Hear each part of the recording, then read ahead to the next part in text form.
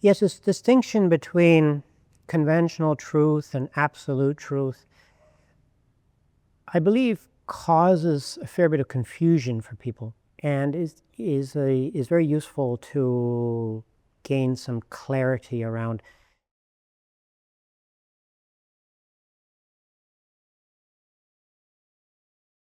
So the conventional truth, also known as Sammati Sacca.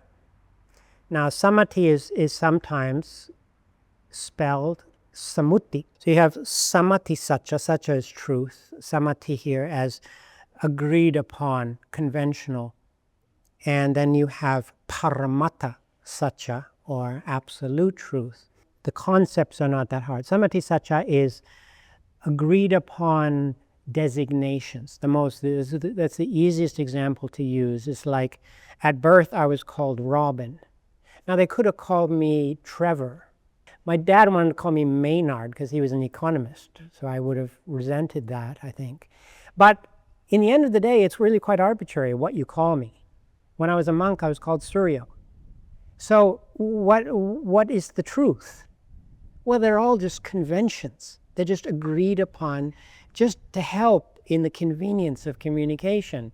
So a pen, we call it a pen, because if we didn't have a word for it, can you pass me the, you know what I mean, the stick that's black, and so just having a pen, very convenient. But if you go to another country where they speak another language and you say pen, you can shout pen, and people will eventually just get annoyed because it's just a convention. They have their own convention. They have their own word for that, to designate that object. So very simple, not hard to understand. I think most children could understand that concept. And we get caught up in these conventions very easily because it probably related to some extent to this idea of the perception of a fixed self. So we like our designations also to be somehow solid. So now Paramattha Sacca, some people think must mean, you hear the word absolute, must mean ultimate, must mean nirvana, but it's not.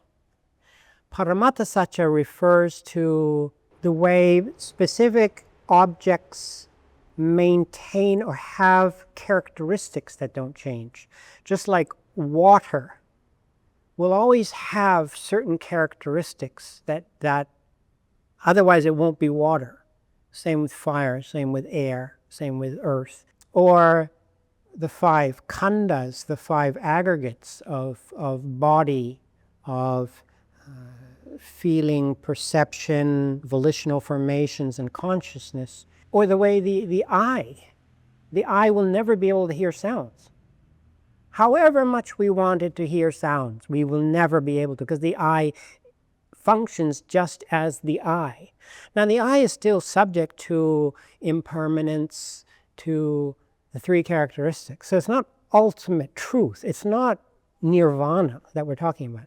We're just talking about there are elemental or absolute phenomena that maintain their properties and attributes. That's all.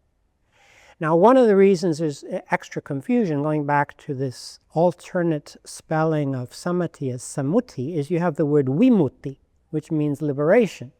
And so in Thai, I've often heard people say, well, you have sammuti tham and you have vimutti tham. So you have the worldly and the otherworldly, the transcendent. So then it becomes like lokiya and lokuttara, which is mundane and transcendent, which is a distinction between samsara and nirvana.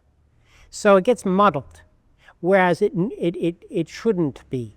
It's not in the scriptures. It's not defined in that way, but through the what do we call it? The vagrancy of language, or the way that the language can play tricks on us, just its nature, that there can be these misunderstandings.